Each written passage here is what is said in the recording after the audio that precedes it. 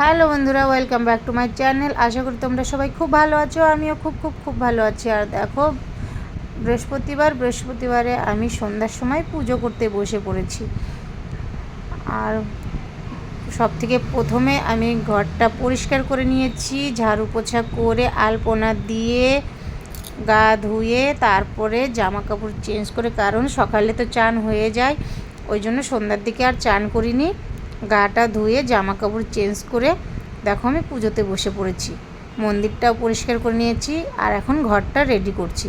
আর ঘর বৃহস্পতিবার করে কে কে বসাও অবশ্যই কমেন্ট করে জানাবে, কারণ বৃহস্পতিবার করে আমরা বাঙালিরা কম বেশি সবাই কিন্তু ঘট বসিয়ে পুজো করি।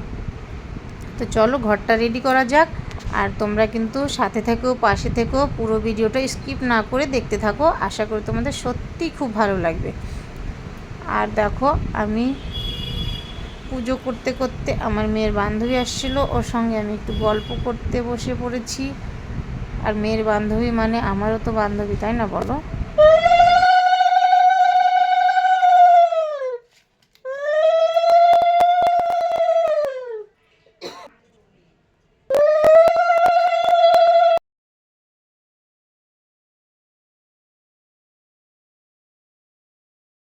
আর ঘরটা বসিয়ে নিলাম, এবার দিয়ে দিচ্ছি ফুল।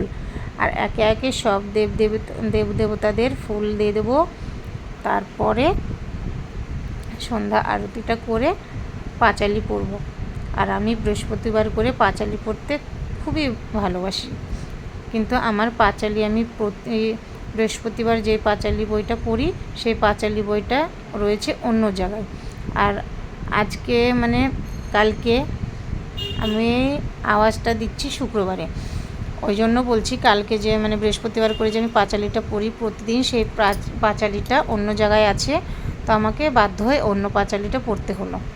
তো সেই পাঁচালিটা পড়ি না সেই রকমভাবে, ওই জন্য আটকে আটকে যাচ্ছিলো, মানে ভালোভাবে রিডিং পড়তে পারলাম না। তো তোমরা কিছু মনে করো না, দেখতে থাকো ভিডিওটা। আর আমার ভিডিওটা যদি ভালো লেগে থাকে তাহলে অবশ্যই করে একটা লাইক, কমেন্ট আর সাবস্ক্রাইব করে পাশে থেকো।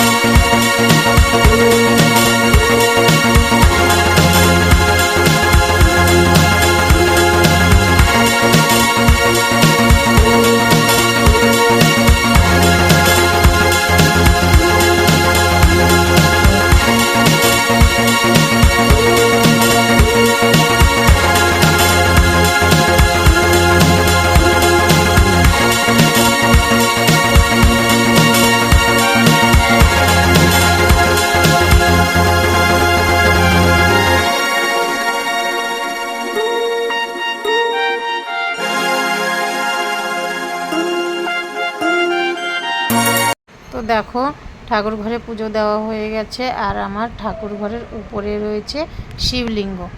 তো শিবলিঙ্গ আছে, আমি এখন আরতি করে নিচ্ছি। আর কেউ আমায় বলেছে বসে থেকে আরতি দিতে হয় না, মানে করতে হয় না, ঠাকুরের আরতি করার সময় উঠে দাঁড়াতে হয়। তো এই দেখো আমি দাঁড়িয়ে থেকে সব ঠাকুরের আরতি করে নিচ্ছি। আর আমি বৃহস্পতিবারে ঘন্টা বাজাই না, কারণ আমায় মানে ঠাকুর গোসাইকে দিয়ে যখন পুজো করাতাম, লক্ষ্মী পুজো করাতাম, কোজাগরী লক্ষ্মী পুজো, তখন তিনি আমায় বলেছিলেন লক্ষ্মী পুজোতে ঘন্টা কাসর এগুলো বাজাতে হয় না, তো তুমি বৃহস্পতিবার করেও বাজাবে না। ওই জন্য আমি বৃহস্পতিবার করে ঘন্টাটা বাজাই না বাজিয়ে আমি দেখো মুখ দিয়ে বলে বলে আরতি করে নিচ্ছি। আর আরতি করতে করতে আমি একটা লাইন ভুল বলে দিয়েছিলাম, তাই আমার মেয়ে ওখানে দাঁড়িয়ে থেকে বলছে যে মা তুমি কী বলছো। তো ওই জন্য আমি মাথায় হাত দিচ্ছিলাম যে মানে এত তাড়াতাড়ি করে পুজো করছে, 8টা 8:30 বেজে গেছিলো, রান্নাও চাপাতে হতো, তো ওই জন্য। তো যাই হোক, এখন আমার পাঁচালি পরানো মানে পাঁচালি পরা বাকি আছে, আর পাঁচালি পরতে আমার সত্যি ভীষণ ভালো লাগে বৃহস্পতিবার করে। তো চলো পাঁচালিটা শোনো। আর আমার সঙ্গে দেখো মিনি না, এটা মাহিও কিন্তু দেখো পুজো করছে, এবং মাহিও প্রণাম করে নিল। আর দেখো প্রণাম হয়ে গেছে, আমি আরতি করছিলাম, ও আমার সাইডে দাঁড়িয়েছিল, দাঁড়িয়ে থেকে ও আরতি করছিল আমার সঙ্গে। তো দেখো আমি পুরো মানে ঘরটাতে বাতি দেখিয়ে নেব, বাইরে দিয়ে, ঘর দিয়ে, রান্নাঘর দিয়ে, বাইরে তুলসী গাছ আছে, তুলসী গাছে ওখানে। আর দেখো মাহিটা কিন্তু আমার পিছেই ঘুরছে পুজো করার সময়। তো এই দেখো বাইরে তো অন্ধকার হয়ে গেছে। তো যাই হোক, এই যে আমি বাতিটা দেখিয়ে নিলাম। আর এখন কারণ আরতির বাতিটা দেখানো সন্ধ্যার সময় খুবই ভালো। তো আমি কৃষ্ণ ঠাকুরের হরে কৃষ্ণ কৃষ্ণ কৃষ্ণ হরে হরে, হরে রাম রাম রাম হরে হরে বলছিলাম, আর বাতিটা দেখাচ্ছিলাম।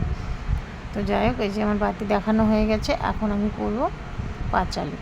তো পাঁচালিটা শুরু করছি, তোমরাও সবাই মন দিয়ে শোনো। আর হ্যাঁ, পাঁচালিটা আমি প্রথমেই বলেছি যে আমার মুখে আটকে যাচ্ছিল, তো কিছু মনে করো না,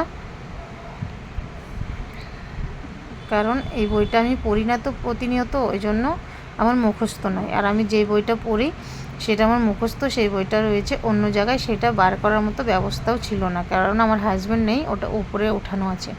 কারণ এটা মন্দিরটা আমি নতুন নিয়ে এসেছি, আর পুরনো মন্দিরের মধ্যেই পাঁচালিটা থেকে গেছে, তো ওই পাঁচালিটা রয়েছে ওপরে ওঠানো।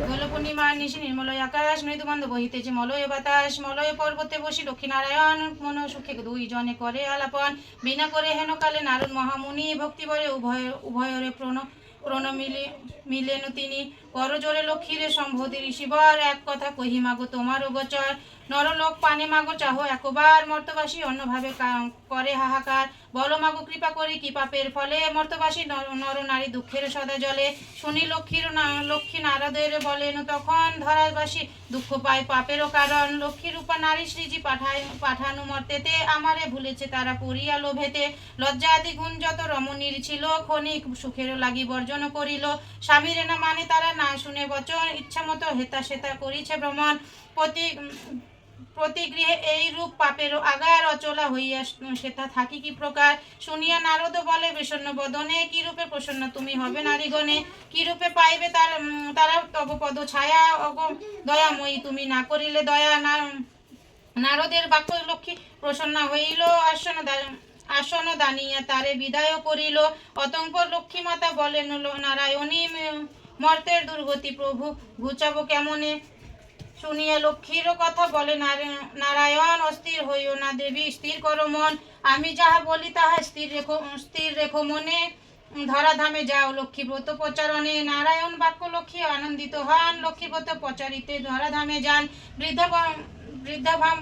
বৃদ্ধা ব্রাহ্মণীর বেশে ভূমিতে লাগিল, সহসা অরণ্য এক বৃদ্ধারও দেখিল, বৃদ্ধারে দেখিয়া লক্ষ্মী জিজ্ঞাসিল তারে, কেবা তুমি কি কারণে এসেছো কান্তারে, শুনি বৃদ্ধা বলে আমি অতি অভাগিনী, একে একে বলে বৃদ্ধা দুঃখেরও কাহিনী, লক্ষ্মী বলে গৃহে ফিরি করো লক্ষ্মীব্রত, গুরুবারে সন্ধ্যাকালে লয়ে বধূ যত, উপদেশ দিয়া নারী হইল অদর্শন, গৃহে ফিরি বিদ্যা করে লক্ষ্মীর পূজন, লক্ষ্মীর কৃপায় তার দুঃখ হলো দূর, দৈনস্বরে পূর্ণ হইল তাহারও আলয়। পুনরায় গৃহে লক্ষ্মী করে আগমন হইল বৃদ্ধার গৃহে শান্তিনিকেতন। মগধেতে বাস এক বণিক তনয় দৈবযোগে এলো তথা ব্রতের সময়। ব্রত দেখিয়ে বণিক জিজ্ঞাসা নারীগণে কিবা ব্রত করো এবে মিলিবমাগণে। সদাগর কথা শুনি বলে বধূগণ লক্ষ্মীব্রত করি ইথে মানুষ পুরাণ। সদাগর শুনি তাহা বলে অহংকারে যে জন দুঃখেতে থাকে সে পূজাইয়া লক্ষ্মীরে। সদাগর বাক্য লক্ষ্মী কপিতা হইল অল্প দিনে ছন্নসারা তাহারে করিল। সর্বস্ত হইল নষ্ট করে দ্বারে দ্বার দৈবযোগে আসিল সে বৃদ্ধার আগার। বৃদ্ধা করে লক্ষ্মীব্রত লয়ে বধূগণ বণিকের মনে করে পূর্ব বিবরণ। মনেতে বুঝিল কেন বিপাকে পড়েছে অহংকার ফলে লক্ষ্মী তারে ছাড়িয়াছে। দুই কর জুড়ি সেই বণিক নন্দন কাঁদিতে কাঁদিতে করে লক্ষ্মীর স্তপন। স্তুতি করি শেষে প্রণাম করিল দুই নয়নে বাড়ি ধারা ঝরিতে লাগিল। লক্ষ্মীব্রত সার বলি মনে তো বুঝিয়া গুরুবারে লক্ষ্মীব্রত করে গৃহে গিয়া লক্ষ্মীর কৃপায় তার ঐশ্বর্য বাড়িল। লক্ষ্মীব্রত ধরাধামে প্রচার হইল। ওম জয় জয় মা লক্ষ্মী দেবী কি জয়, জয় জয় মা লক্ষ্মী দেবী কি জয়, জয় জয় মা লক্ষ্মী দেবী কি জয়।